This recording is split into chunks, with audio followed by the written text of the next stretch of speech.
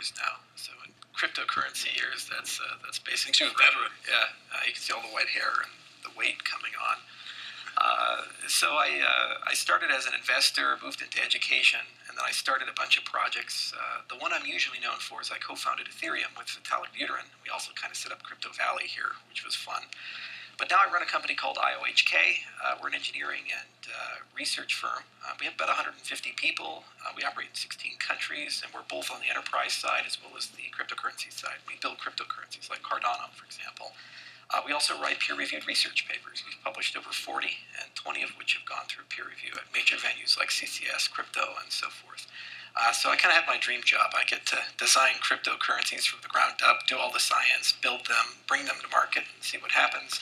But then we also get to connect them to permission ledger systems like supply chain management and so forth. And so it's really cool to do that. Okay, we're going to ask you quite a bit more about that. Somebody asked me, how should I describe Charles? I said, well, let's say you're a nation and you want a national cryptocurrency. You go see Charles, right? That's what you do. It's an awesome thing. Some have actually asked us. Yeah, exactly. Well, why not? I would.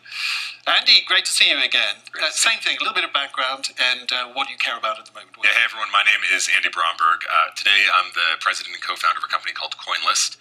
We're a platform where the best digital asset companies, so new digital asset companies that are issuing new tokens, handle their sales, their airdrops, their hackathons, build community, and raise money from investors.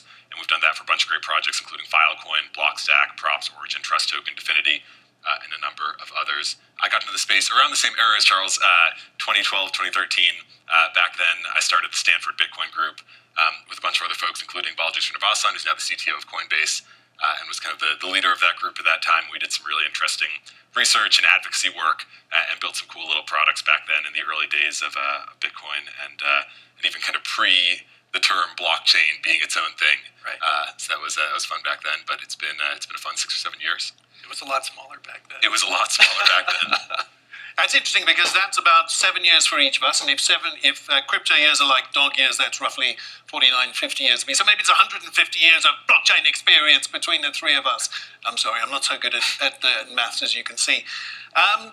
But Andy, I saw you being grilled on TV about Bitcoin, and by the way, gracefully handled. You kept your dignity beautifully when they were really trying to shred you and poke holes in you.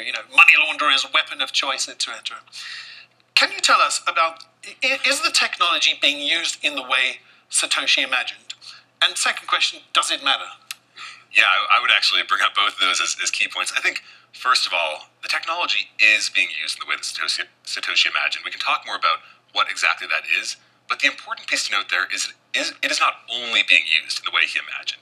At least as outlined in the white paper and Satoshi's early and kind of final communications with the world at large through forum posts and other places he published, he talked mostly about Bitcoin, which is what he or they or the group of them created. By the way, are we any closer to who they are?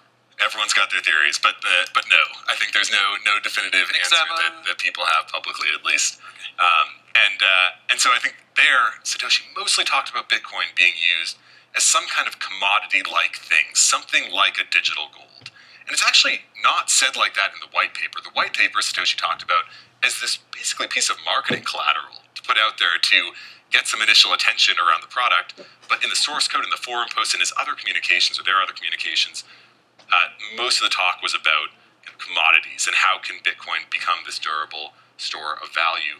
But the second piece, and yeah, not to rattle the cages too early on this question we have up on the screen here, but I'm not sure it really matters if we are living up to Satoshi's vision. Satoshi put this technology out into the world with a white paper and a code base and some ideas, really just personal opinions about how it should be used. But that in no way dictates what the space has done since then, nor do I think it really matters. What matters is what new people come and build on top of this technology in addition to those initial use cases that Satoshi outlined. And that's where I think the most interesting pieces are going to be in the future that we haven't even thought about yet. I think the store of value side is critical, where a lot of the value comes from today and has been well covered up to this date in the past 10 years of crypto.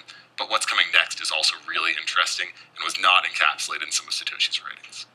Gosh, I want to vote for you as president of Bitcoin after that. That was awesome because it's a real purpose that's sustainable for the future. But Charles, same sort of question, but Can you perhaps also dwell on, there are some people that are actually quite new, surprisingly, even though this is quite new to it here. What is the piece of magic dust that we now have that we didn't have before that changes everything? What is it in there that's the secret sauce? So I would argue the core contribution that Bitcoin provided the world was an invitation to have a frank discussion about what money should look like in the 21st century. You see, every so often we kind of shake things up and we go from one model of government to another. So we get rid of the kings, we bring in democracies, or maybe become communists, and we tear down economies. We go from gold-backed money to fiat-backed money. We start digitizing things, and the whole world changes. And entering into the 21st century, we have these pressures on the incumbent systems. You have globalization, where suddenly you can now be doing business with people all across the world, as you're doing. And you couldn't do that 25 years ago in these ways. It's amazing. I run a whole company from a cell phone.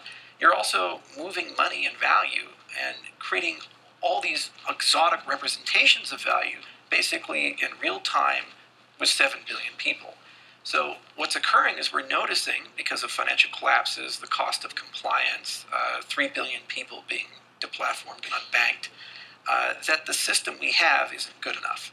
And what Bitcoin did is it said, we can actually have a private global conversation in an open source way, in a protocol-based way, about how everything, the whole stack, needs to run. How identity should work, how property rights should work, how supply chains should work, how securities should work, how markets should work, and how price discovery should work. Now, as with all things, there's a lot of failures, and we see that with ICO mania and so forth. But I think the primary contribution of Bitcoin was just letting people know that it's okay. The conversation needs to start. And 10 years into it, it's become just such a vibrant and rich conversation. I was recently in Mongolia. It's an interesting country. It's 3 million people, 900,000 are nomads.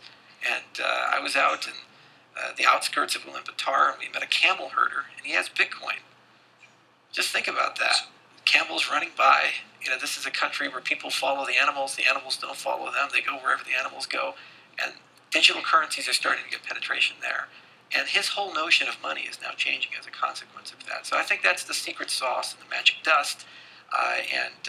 If we continue that thread, we'll end up with a considerably better, more inclusive and fair system than the one we currently have. Hopefully. Andy, if you were to do some crystal ball gazing today, let's say we're on this panel, right, 5 years from now, how will society have really benefited? What do you think the standout use case of the technologies? I don't mean necessarily Bitcoin, I mean the technology. Yeah, I would actually go right back to what Charles was just talking about, which is this new form of money. And one thing to note here is when you talk about money, money has a lot of different uses. And you'll hear these terms thrown around in the crypto space: medium of exchange, unit of account, store of value. These are all different use cases for money. You're using it to store value, using it to denominate how much things cost, you're using it to use as a medium of exchange to actually pay for things. Those are all encapsulated in what money is. And I think what's so interesting about this space, whether it's Bitcoin or something else, like Charles was saying, is that there are a massive number of people. We're talking world scale here, like he said, billions of people that have become disenfranchised from our financial system in some meaningful way, either because the world has moved to a banked society. So this is an important transition that happened in the world. It used to not be a problem if you were unbanked, because very few people were banked. And so it wasn't a requirement for participating in the sort of economy that you participated in. But with this economy becoming increasingly global, commerce moving towards the internet, moving towards digital transactions, it has become a requirement for participating in the global economy that you are banked. And many people, billions of them, are not, or they've been deplatformed and they don't have effective usage of their money. That is catastrophic. So there are two ways to solve that. One is to allow the global financial system to fully encapture everyone. Allow everyone to be onboarded to this new system that has been created around banks and these forms of transmitting money and these types of money that exist, and make sure that it's an equitable arrangement for all of them. That strikes me as incredibly unlikely. There are political effects here around why different people should have access to different sorts of money, different sorts of assets, different sorts of markets, and they don't encourage equitable distribution across everyone in the world. What's interesting about crypto is that it is by nature open to the entire world. There is no lock on anyone. You can use this only while you're in the US. You can do this if you have a bank account. You can do that.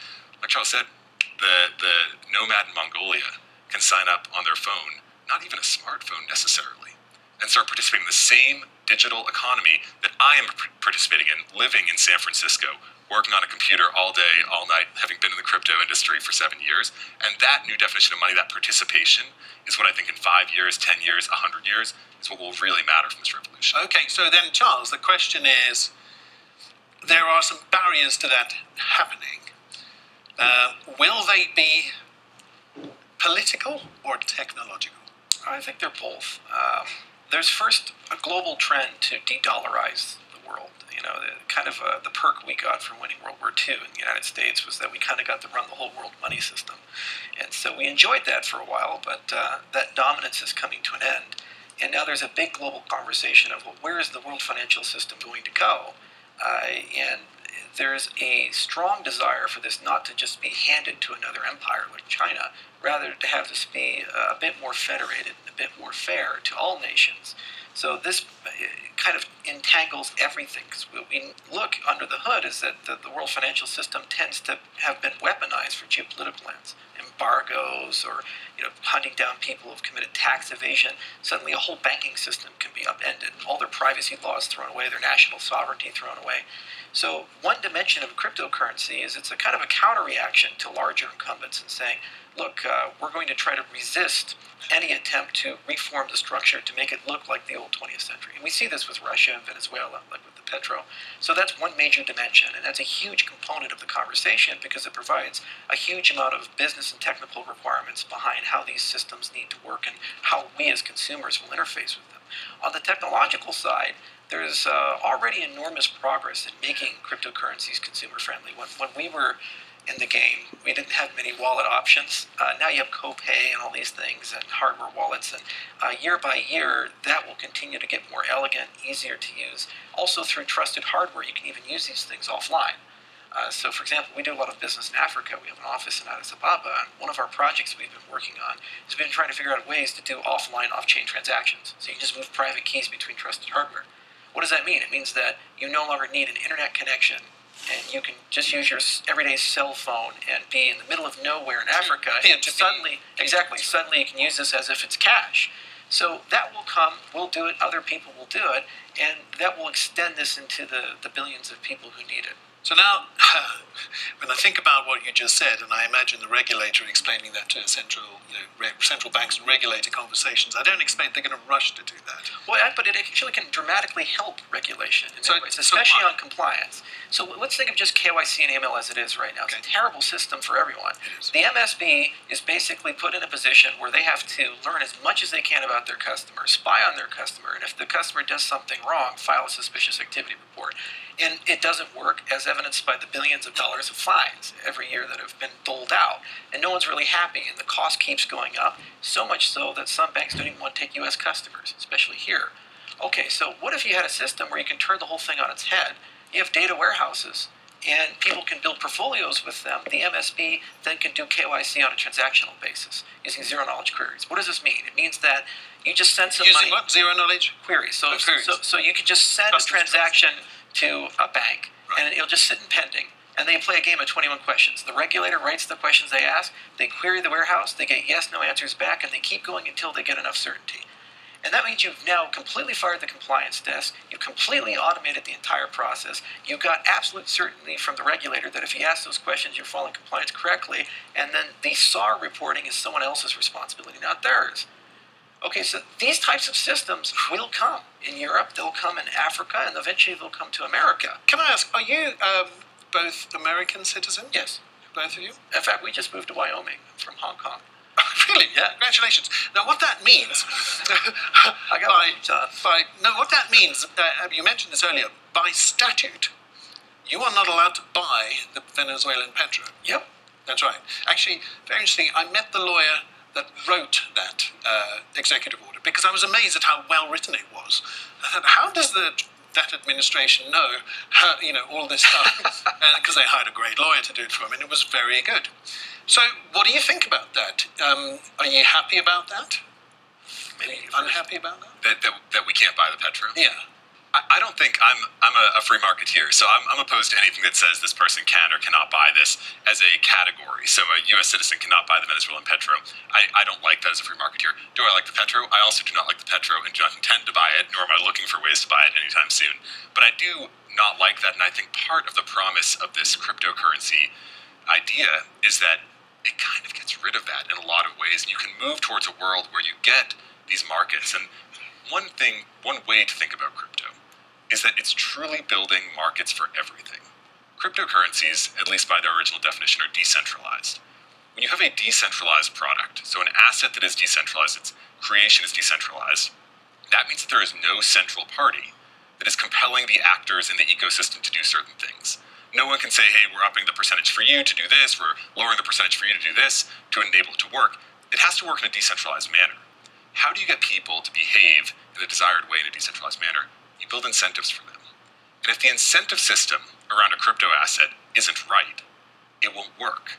So you need to build from the beginning, or at least somehow upgrade it to a system where the incentives are well aligned and the markets are well aligned to enable every single person who is important in the functioning of that crypto asset to behave in a way that enables the growth and flourishing of that asset. Something I think is really interesting about crypto is this idea that it actually enables markets for everything. For any use case that crypto is building, it requires its incentive system to be right. It requires the market to be right for the goods and services that need to be created and used on that platform, on that asset.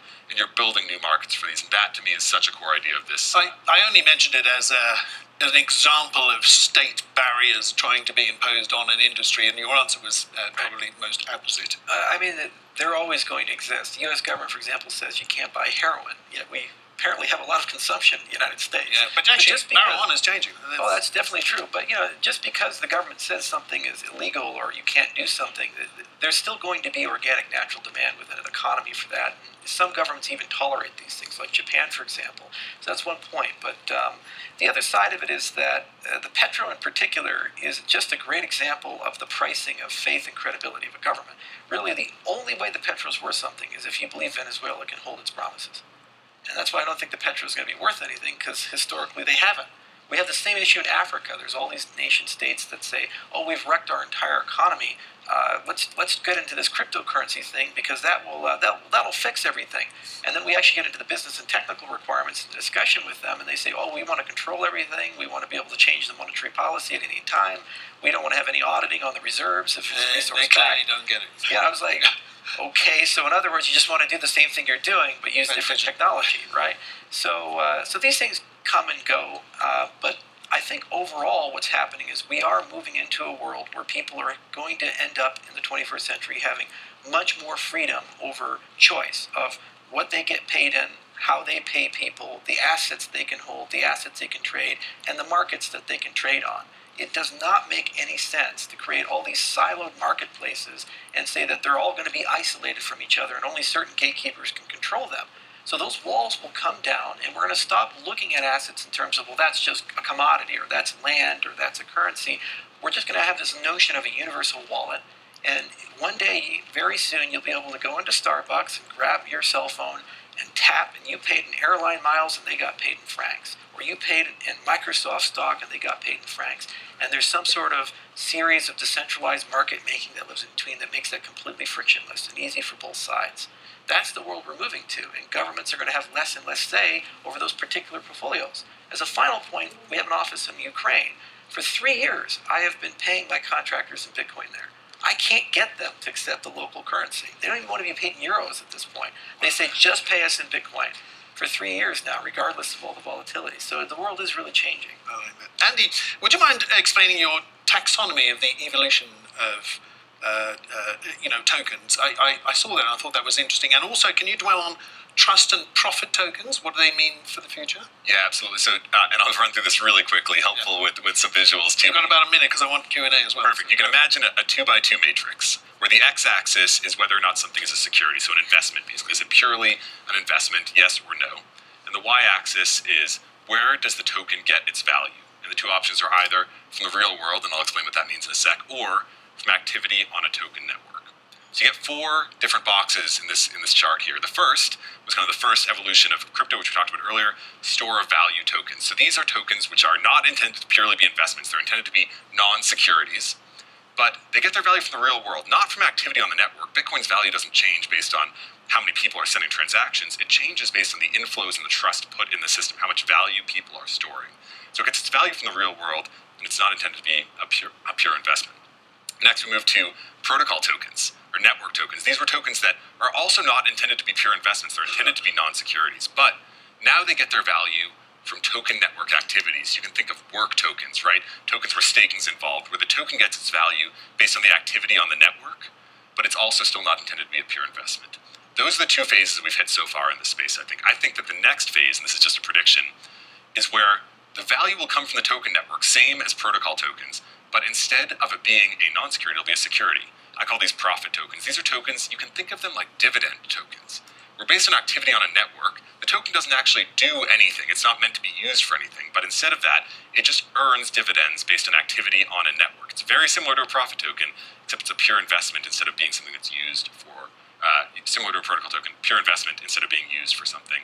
And then the last category we'll move to is where it's intended to be a security, much like a profit token, but instead of value from a token network, it'll get value from the real world, from assets. These will be asset-backed tokens. This is what you think about when you hear, real estate tokens or equity tokens, where the token represents ownership in a real-world asset.